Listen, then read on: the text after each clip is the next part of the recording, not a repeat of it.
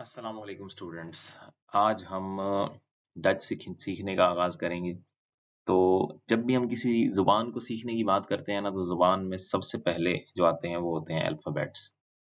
तो सबसे पहले हम शुरू करते हैं डच अल्फ़ाबेट्स के साथ और अल्फ़ाबेट्स को डच में अल्फ़ाबेटन कहते हैं। ठीक हो गया? तो अब हम शुरू करेंगे जी कि कैसे हम प्रोनाउंस करते हैं डच में सारे अल्फ़ाबेट्स को।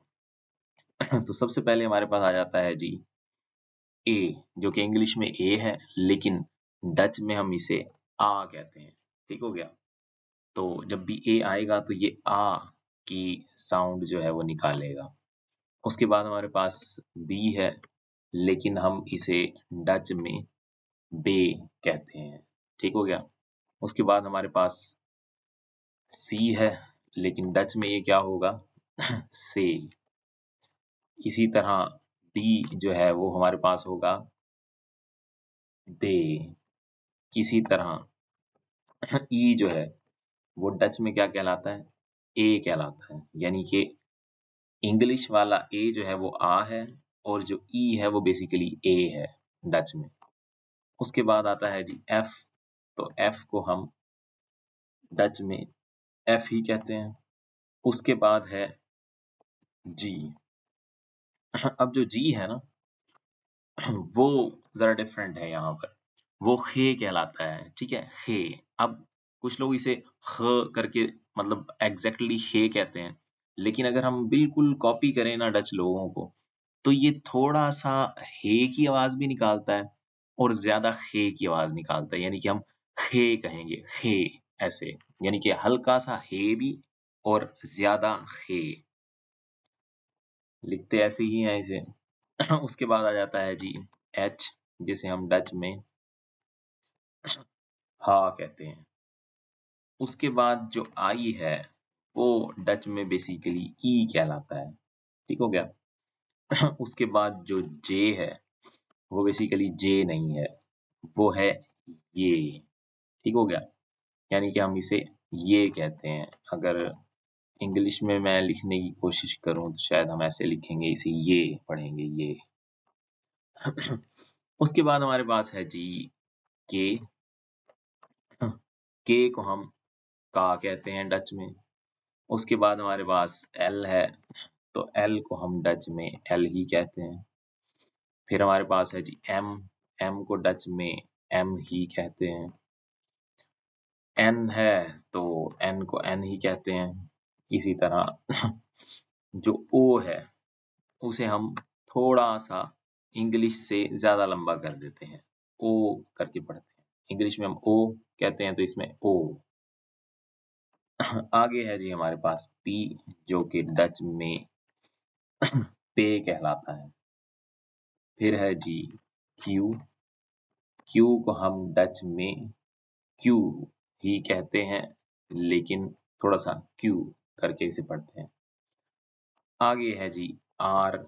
इंग्लिश में हम आर कहते हैं, लेकिन डच में हम इसे एर कहते हैं, एर। फिर है जी एस।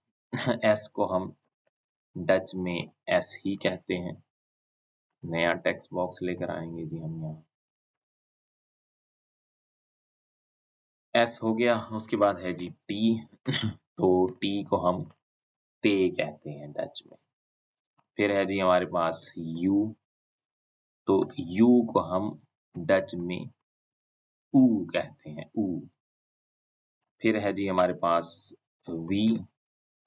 वी को डच में हम फे कहते हैं, फे, फे, फे। यानी कि हम इसे वाव और फे, फा जो है ना, फे और वाव के दरमियान में फे, फे कह के पढ़ते हैं। यानी कि ना हम इसे एग्जैक्टली वे कहेंगे, ना ही एग्जैक्टली फे कहेंगे। ठीक है? दोनों के दरमियान में कहने की कोशिश करेंगे, फे, फे, फे, फे, फे, इस तरह। उसके बाद जो डब्ल्यू है, ये एग्जैक्टली वे है, सॉरी, वे। ठीक है? इसे हम एग्जैक्टली वाव की आवाज जो है ना निकालेंगे, वे। उसके बाद जो एक्स है, इसे हम डच में इक्स कहते हैं। और जो वाई है ये ज़्यादातर इस्तेमाल नहीं होता वर्ड्स के अंदर, इसलिए हम इसे इप्सिलॉन कहते हैं।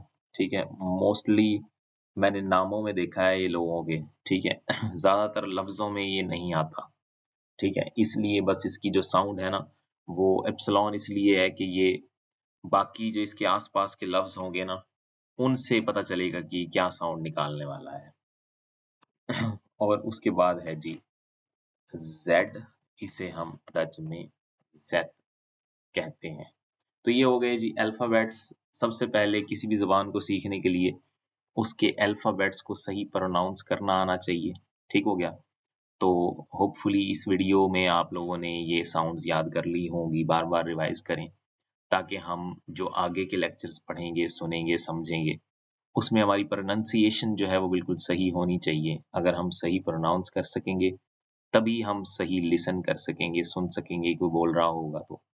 और इस तरह से हम किसी लैंग्वेज को सीखेंगे, क्योंकि लैंग्वेज में सबसे इम्पोर्टेंट जो होता है वो बोलना और सुनना ही होता है।